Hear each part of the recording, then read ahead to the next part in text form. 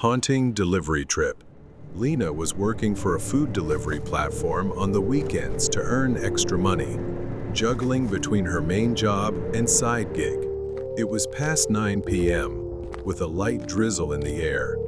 Lena started her shift, picking up small orders and delivering them to random houses. After completing her first delivery, 20 minutes passed with no new orders. Then her phone rang with a new request. After picking up the order, Lena started driving. It was a quiet neighborhood, nothing unusual. As she approached a red light, she noticed a pickup truck pulling up beside her. Instinctively, she glanced over. The driver was leaning out of his window, staring directly at her car. When the light turned green, Lena stepped on the gas. She glanced in the rearview mirror. The pickup truck was now following at a distance. Lena tried to stay calm, but as she turned into the neighborhood, the pickup truck turned in as well. She thought maybe he lived there. Following the GPS, she arrived at the final street, but confusingly, it was a dead end. Lena hit the brakes, pulling over near the house she was supposed to deliver to. The pickup truck followed and parked right behind her. Lena sat there, trying to come up with a plan in case things took a bad turn. She wondered, what was this guy doing? Was he really following her? Lena glanced at her phone and saw a message from the customer. When will the food arrive? Could it be? Was he the customer? Lena felt trapped and helpless. Then, he stepped out of the truck, slowly approaching Lena's car. He stopped near the trunk, his face partially obscured by the shadows. Suddenly, he picked up a metal rod, and smashed it against her rear windshield, shattering the glass. Instinctively, she slammed on the gas. He leaped onto the back of her car, trying to crawl through the shattered window. Lena swerved sharply, throwing him off the car. She sped away, hands trembling as she grabbed her phone to call the police. But he wasn't going to let her escape that easily. The pickup truck was right behind her again, its headlights shining blindingly into her rearview mirror, making Lena squint. Suddenly, the truck lunged forward, ramming into the back of her car. The impact made Lena swerve, pain shooting through her ribs. Lena pressed the gas pedal hard, but the rain had made the road slick. She had to maintain control to avoid a crash. Panic flooded her as he pulled up alongside her, rolled down his window, and grinned a twisted, eerie smile. Then, another hit. The back of her car crumpled, and she felt something warm trickling down. Her forehead, her head had been injured in the collision. Dazed, Lena slammed on the brakes. With no other choice, she grabbed her phone again and called 911 for help. Through the rain, she could see his silhouette stepping out of the truck. Desperate, Lena floored the gas pedal and drove blindly. But moments later, her car slammed into a tree. She fumbled for the door handle, struggling to get out before he reached her. From a distance, she could hear him screaming in frustration. Despite the pain, she forced herself to run, sprinting toward the forest at the roadside. Lena tripped. Her ankle twisted, sending pain shooting up her leg, rendering her unable to move. He was almost on top of her as she desperately tried to crawl toward the roadside. Lena turned to face him. He raised a crowbar, and she screamed, thinking this was the end. But then, police sirens pierced through the quiet rain. He froze, ready to flee, but it was too late. The police fired a taser, bringing him down. At last, he was caught. Lena's vision blurred as she slipped into unconsciousness. Paramedics lifted her onto a stretcher and into the ambulance. Relief flooded over her.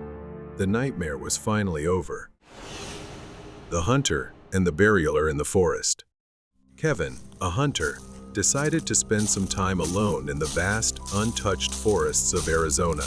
As the sun set and he finished setting up his tent, the crackling fire was the only sound breaking the silence.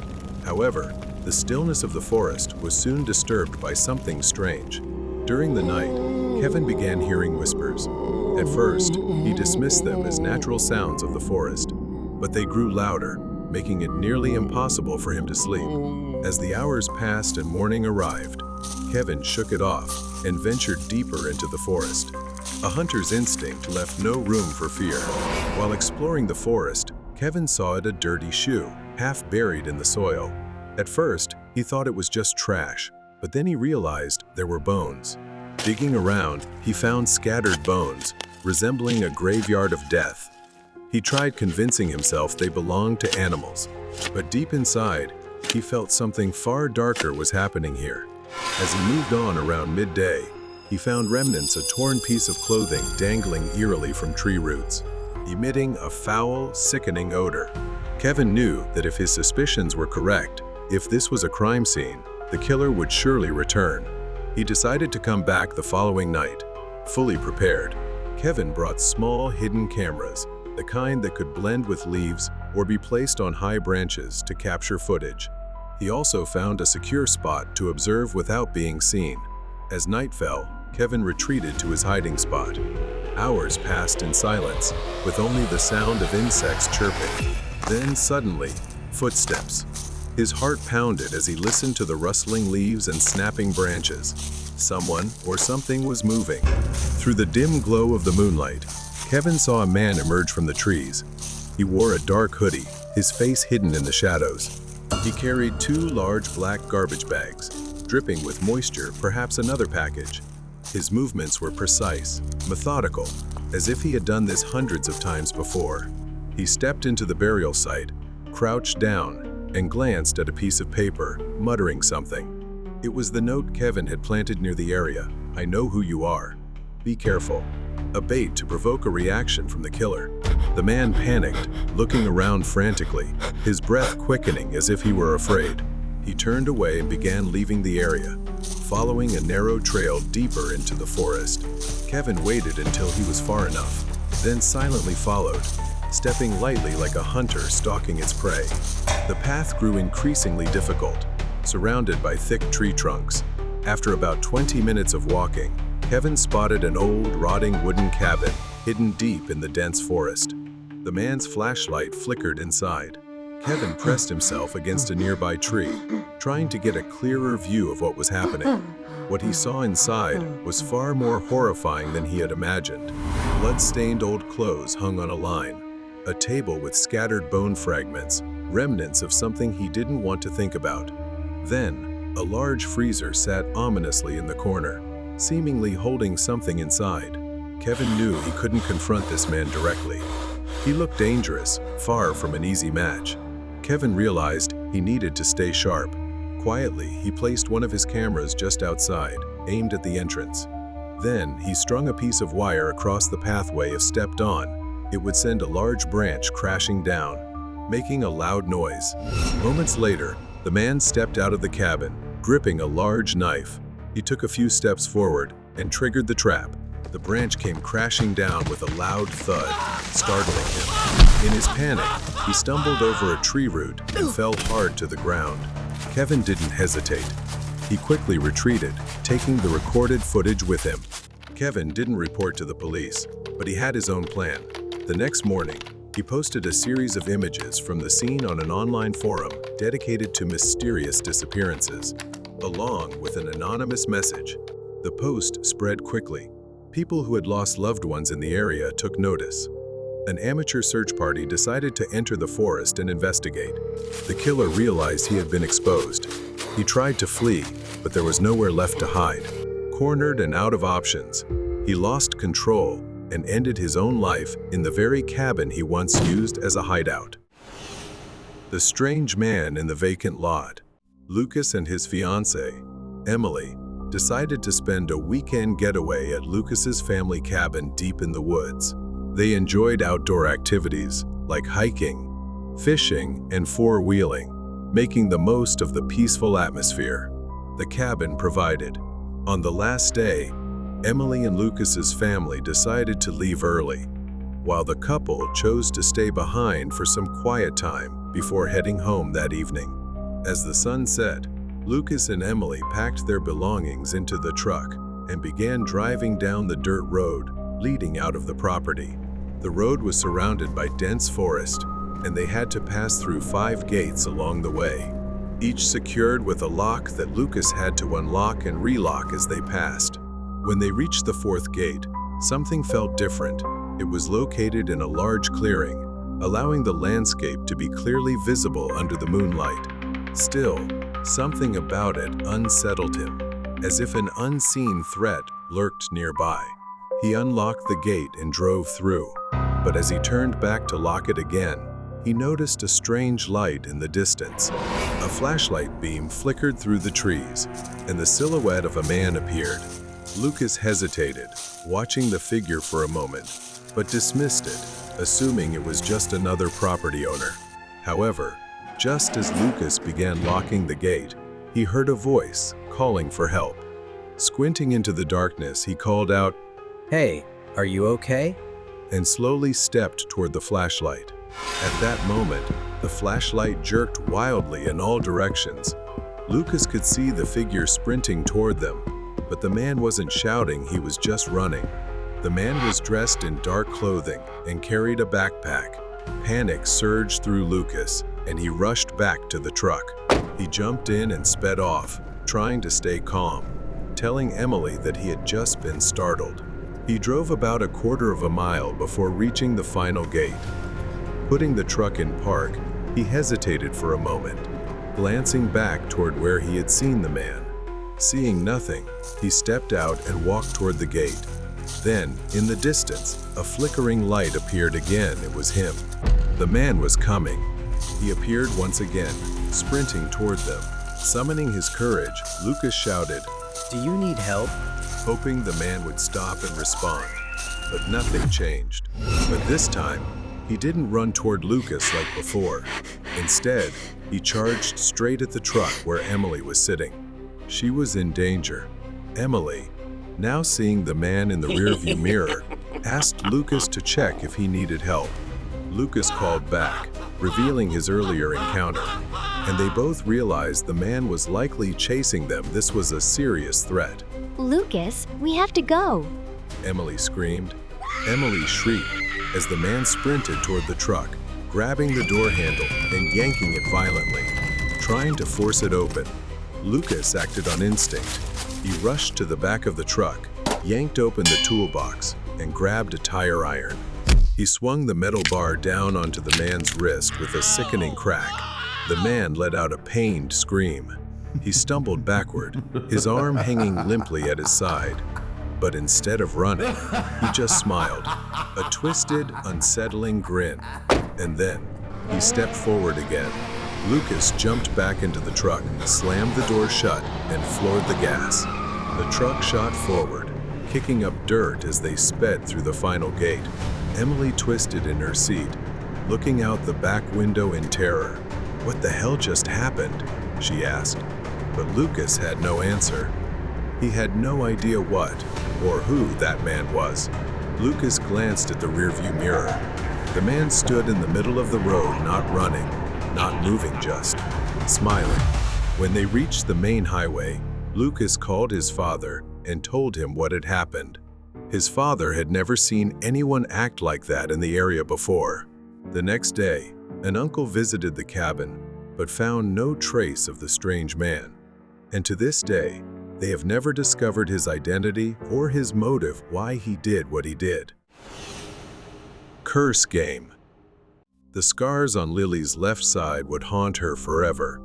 Lily had always been an adventurous soul, and her friends Emma and Claire were drawn to mysteries and the unknown. So when they stumbled upon an old, strange board game on eBay, rumored to be cursed and capable of summoning spirits, they couldn't resist. They decided to play it at Lily's house. Lily, Emma, and Claire gathered in the living room. The game, an old board with strange symbols carved into its surface and a small glowing crystal in the center, seemed harmless. Claire, ever the skeptic, laughed as she read the ominous instructions aloud, daring the group to proceed. They all mocked the superstition, thinking it was just a game. Claire even cheerfully touched the crystal and recited the incantation. Lily giggled nervously. "This is ridiculous. I can't believe we're doing this." her fingers grazing the crystal. Emma pulled out her phone and started recording, eager to capture the fun. All right, let's get this over with. Emma said, reading the instructions aloud. She muttered the words with mock seriousness, placing her fingers on the crystal. Lily and Claire followed suit, though a growing unease crept over them. The words sounded strange, almost as if they weren't meant for human tongues. The atmosphere grew heavier as the ritual completed. At first, nothing happened. The lights flickered as they laughed at the absurdity of it all. But then, the lights went out completely, plunging the room into darkness. Lily fumbled to turn on her phone flashlight. As its beam illuminated the room, they tried to laugh it off, but the atmosphere had changed. Heavier, almost suffocating. As they gathered their things to leave, the three of them headed to the kitchen. The cabinet doors flung open with a loud bang, pots and pans crashing to the floor, echoing through the otherwise silent house. Suddenly, they heard footsteps behind them. They slowly turned around. Standing at the doorway to the dark hallway was Sophie, their childhood friend. But Sophie had died 3 years ago in a car accident. Is it really you? Lily's voice trembled as she cautiously stepped forward. Sophie didn't reply. She just stood there, staring at them with lifeless eyes. As they stood frozen, the temperature plummeted further. Their breath turned to mist, and Sophie began moving toward them, her movements unnaturally slow, as if she were floating. Lily backed away, fear overwhelming her. The lights flickered again, casting strange shadows that made Sophie's form appear even more distorted. The growling sound grew louder, closer. Get out now. Claire screamed. We have to leave. Panic overtook them as they turned and ran toward the back door, but it slammed shut before they could reach it. They turned to see Sophie, now standing in the middle of the living room, smiling. Suddenly, Claire screamed, clutching her arm where deep, bloody scratches had appeared. Her scream pierced the tense silence. Lily grabbed Claire's arm, trying to pull her away from the invisible claws seemingly attacking her. A shrill laughter filled the air, growing more frenzied with each passing second. Darkness enveloped Sophie, and they rushed to the basement, hoping to escape. There was a window there they could climb through. They raced down the stairs as Sophie's ghost followed. The basement door was stuck, but with combined effort, they managed to force it open. Lily fumbled with the window latch, her hands trembling as she tried to pry it open. Then, a force grabbed Lily, slamming her into the wall painfully. She felt a sharp, stabbing sensation in her side. Claire and Emma screamed, trying to pull Lily away from the invisible grip. Lily stumbled to her feet and opened the window. Claire went first, squeezing through the narrow gap. Emma followed, but as she began crawling out, Lily felt something cold and sticky touch her leg. With one final tug, Lily was pulled back inside along with her friends. Lily looked up to see Sophie standing there, her eyes blazing like fire. Perhaps she wanted something from them. Lily thought of the crystal. It was part of the game. They needed to get rid of it. She remembered seeing the crystal on the floor earlier. If it was the key to this nightmare, they had to destroy it. Lily ran back into the house, ignoring her friends' cries. Inside, the living room was in disarray, furniture overturned. Then she spotted the crystal, its dark surface reflecting the chaos around her. Determined, Lily grabbed it, a sharp pain shooting up her arm. Sophie reappeared, her face contorted with inexplicable anger. Lily threw the crystal with all her strength. It soared through the air and crashed onto the pavement outside, shattering into 1,000 pieces. As it shattered, the growling ceased. Sophie's image flickered and then vanished, leaving only an eerie silence. They stood there, gasping for breath, realizing it was finally over. As dawn broke, everything had finally ended. Lily and her friends huddled outside, their faces pale, etched with the terror they had just endured. The shadow of the truth of school. Everything began when rumors spread across the school about a series of students mysteriously disappearing. The administration remained silent, with no official statements, but whispers filled the hallways. Lena was a quiet, diligent student who often immersed herself in schoolwork. She loved solving puzzles, seeking answers to difficult questions, and spending hours reading books. Some people said the students had run away. Others believed something darker was happening. Lena noticed the growing number of empty seats in her class, the somber faces of teachers, and the whispered conversations among students created a heavy atmosphere, and a sense of unease loomed over the school. Lena, always logical, dismissed the idea of anything supernatural or strange. But when Anna, a classmate she'd known for years, vanished without a trace, Lena became increasingly curious. Anna was supposed to meet Lena at the library, but she never showed up. The next day, Lena discovered Anna had joined the list of missing students with no explanation. She started piecing together the timeline of the disappearances, observing the dates and times when students went missing. It was always the same. They disappeared after a specific time, during the late hours of night school, after extracurricular activities had ended. Lena's curiosity led her to the school library, where she found old newspapers describing similar cases from years ago. She discovered an old yearbook featuring photos of students who had been part of a club years ago. Strangely, many of those photos were now listed as missing in old newspaper articles. One evening, as she stayed late studying, she heard faint noises from the hallway. Curious, she peeked outside and saw a woman with long blonde hair running past. Strangely, she didn't recognize the woman, and the timing seemed odd for someone to be running around the school building. Curious and uneasy, Lena decided to follow her. She trailed the blonde woman through the dark hallways of the school, staying out of sight. The woman's behavior was erratic. She seemed scared and confused, as if fleeing from something. The woman ran toward a man. He was tall and well-dressed, but something about her demeanor compelled Lena to follow. It was unusual, almost fearful. Lena decided to follow the man. She watched them leave the building, heading toward a secluded area near the school. The two entered an abandoned building, and for a moment, Lena hesitated. She followed them into the eerie darkness of the building, but just as she was about to step inside, she heard the woman's scream echoing through the night. Lena froze in place. It was too late to turn back.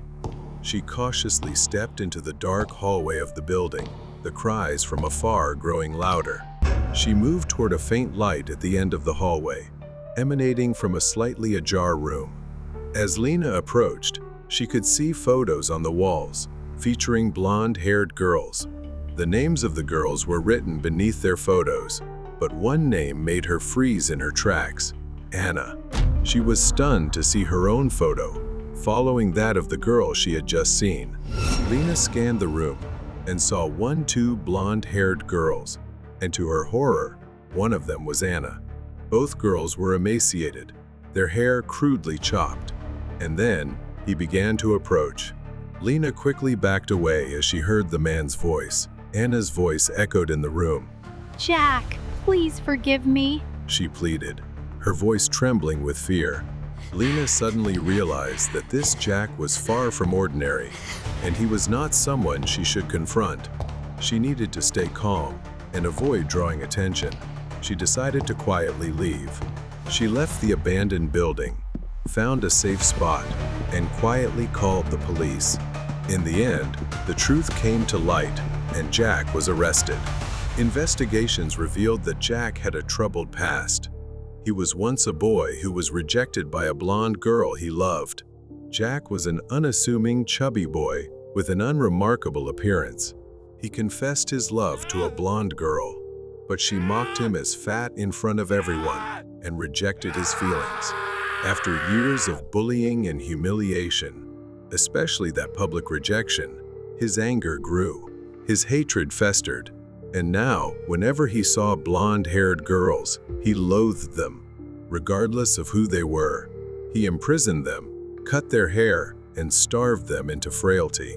Lena felt fortunate to have uncovered the truth early and lucky that she was not the next victim, along with those who came after. The night at the airport. Kevin was always a hardworking guy, juggling a daytime job and night shifts at the airport to earn extra money. Partly, it was convenient because he lived nearby, making the commute easy. It was Kevin's first night shift. The terminal was eerily quiet when he arrived around 1 a.m. The airport manager handed him a set of keys, saying he would return around 4 a.m. Do you have a flashlight? The manager asked. Kevin nodded, assuring him he did, and began his tasks, mopping the floors, inspecting restrooms, and ensuring no pipes were leaking. Everything was so quiet that he could hear the echo of his own footsteps. While wiping down the counters, he glanced out at the silent runway. It was a familiar sight, but tonight, something felt different. Then he heard a woman's laughter from somewhere far away. At first, he thought it was his imagination, but the sound was too distinct to ignore. Is anyone there? Kevin called out, his voice echoing in the empty space. There was no reply. Suddenly, the sound changed. It was no longer laughter, but heavy footsteps coming from the restroom area. He assumed it might be a homeless person who had snuck in. Suddenly, the lights flickered, plunging the hallway into darkness. He grabbed his flashlight and headed toward the source of the noise. The restroom was at the end of the terminal, and his unease grew with each step. He shone his flashlight into the room, but the only thing he saw was a woman with long black hair, standing with her back to him. He couldn't see her face because she was facing away. Excuse me, ma'am. You can't be here. Something was off. She seemed to vanish. He stepped closer, noting strangely that none of the stall doors were closed. Kevin waited a few seconds in the dark with his flashlight before deciding to check for himself. When he reached the last stall, the hair on his neck stood on end. There was no woman. Alone in the restroom, he splashed water on his face, trying to shake off the sleepiness and clear his head. Kevin went out to find the power switch to turn the lights back on, but he froze. On the floor he had just cleaned, there were now dark, blood-like footprints. Sweat began dripping down his forehead as fear took hold. He decided to call his manager, but when he pulled out his phone, there was no signal. The footprints led him to the far end of the airport, near a narrow hallway that descended into the basement. Just before Kevin reached the basement door, he heard something, a heavy, labored breathing. Someone was on the other side. From the darkness, he saw an eye, wide open, with a tiny black pupil staring at him through a crack. Kevin panicked, collapsing to the floor. He had never felt this kind of fear in his life. Suddenly, the eye blinked, and Kevin realized he was entirely alone in the airport. He remembered locking the doors after the manager left, meaning there was no way anyone else could have entered. So, who was on the other side of the door? Suddenly, a bony hand with skeletal fingers appeared through the crack and beckoned to Kevin. The terrifying eyeballs stared at him. The woman's laughter echoed once more, and then the basement door burst open. Kevin wanted nothing more than to stand and run as a spine-chilling scream erupted, shattering every glass window around him. Kevin shielded his face from the flying shards and began shouting for help. Then, a chilling gust of wind swept over him. He opened his eyes to see a terrifying woman staring directly at him, so close that Kevin could feel her icy breath on his skin. Her face was gaunt, with blood dripping from her head as she stared into him. She opened her mouth as if to speak, but only distorted moans escaped. Then everything faded to black. Later, he awoke to someone calling his name. Kevin found himself lying on the floor, with the manager helping him up. Looking around, everything seemed untouched. There were no footprints or broken doors. After leaving, Kevin learned he had passed out near the site where a woman had been assaulted by a dangerous man. The culprit had disguised himself as a janitor to hide in the airport. Perhaps Kevin's decision not to follow the ghost into the basement had saved his life.